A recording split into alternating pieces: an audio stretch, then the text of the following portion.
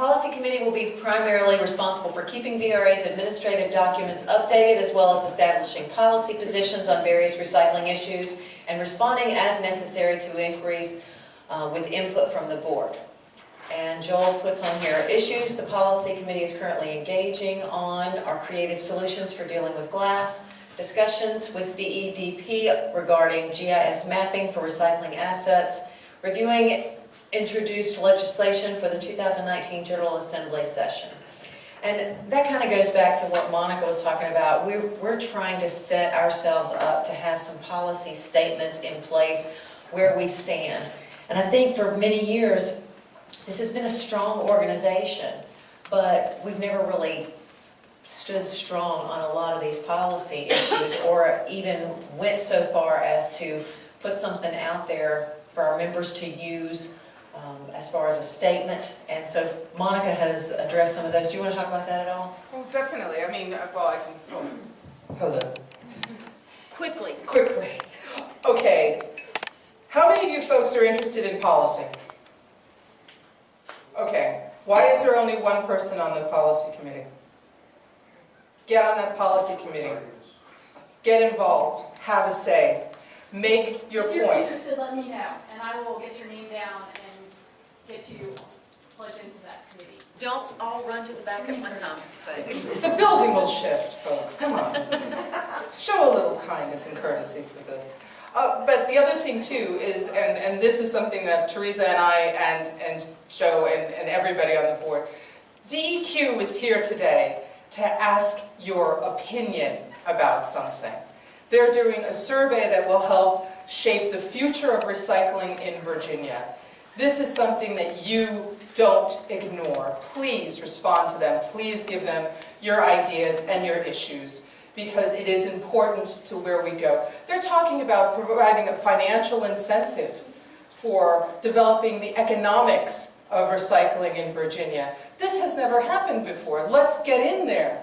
Let's dig in and show them what we can do if we only had the funding to do it and the support to do it.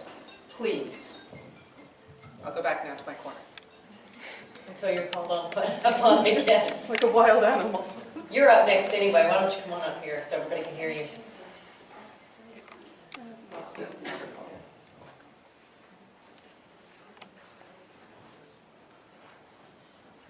Well, I was just going to ask a question that one of the things we've been talking about is maybe doing a survey monkey, like a little survey to just gauge from you all your opinions and ideas related to the DEQ request. And so will you all pledge to, if you get something like that in your inbox, to fill it out, share it with other people who you think would be helpful to hear from, so that we can really have the actual data and information from you on what your positions are. So it's not just the board coming up with something, it's everybody who's members. So that was all I was going to say. Will you go ahead and start? Sure. Oh, I have to It's do your my thing thing. anyway, yeah. Oh, okay. So I had one slide. Oops, sorry. Oh, I did it again, right? Down button, Did I do it? down Page arrow. down, Deb. Oh. Yes. Oh. No, it's because something's up here. You broke it. I broke it. Okay. All right.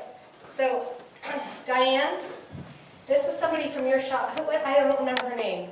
Who came to the training? Oh, MC. She is amazing. She needs to be on the communications committee. She's awesome. Great. So anyway, so I'm here to talk about the VRA training committee, and I think that I don't have anybody on my training committee either, and I would really love people to be who are interested to participate. We just had on the 29th, I feel like I'm really loud. On the 29th, we had universal waste training, and Daniel Brooks helped. There he is in his high-vis. That's up there. That's Fairfax County's electronic waste facility. We had a really cool tour. We also had training on the new generator rules for HHW, and as well as information on universal waste. This was a partnership with the Northern Virginia Waste Management Board, who I staff. One of our issues is called No Toxics, KNOW Toxics. Monica did a logo for us. Didn't you Yeah. And the poster you left in And the the car. beautiful poster, which I meant to bring so you guys could all have, it was like, how do you manage your universal waste? I know some of you were there, I know Rhea was there.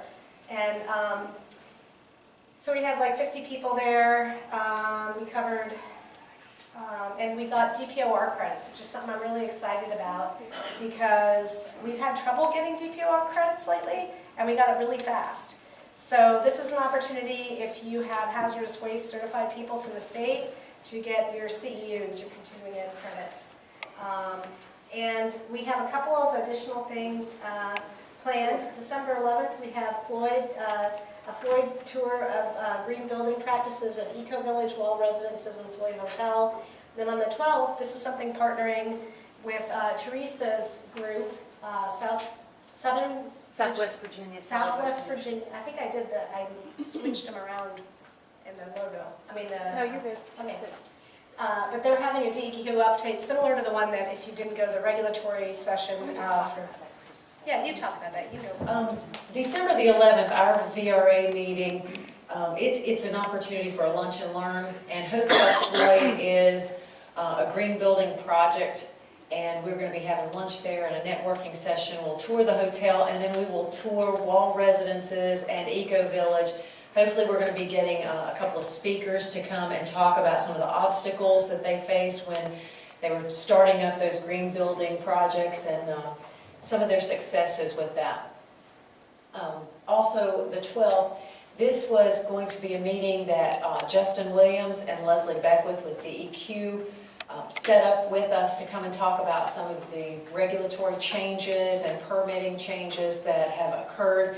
And we took it as an opportunity to talk about the survey and some of the things that they want to acquire from these letters they have asked us to submit with our concerns, and they want to know how they can help us in the industry. So we thought we would use that opportunity to ask questions and maybe state some of our concerns there at that meeting. And so we decided, since VRA was going to be in Floyd is only 45 minutes from Withville, we would just invite everybody to stay the night at Hotel Floyd and go to the meeting on the 12th. So that's why we put those two together and trying to make that a networking opportunity there. So I don't know, have any of you done the lunch and learns that we've had throughout? Okay, so this is an opportunity to go around the state, learn something about the industry, and get CE continuing ed credits. The next one we have tentatively scheduled is for the spring at the new McGill composting facility in Waverly, Virginia. And I just wanted to get a show of hands. If we did this in April or May, which do you like better? Do you like April better if we did this tour? Yes? Then May? Okay. May's the conference, so. May's the conference, So yes. that's right, And so yeah. we'll try to have something related to the tours, and I'll support Craig on that.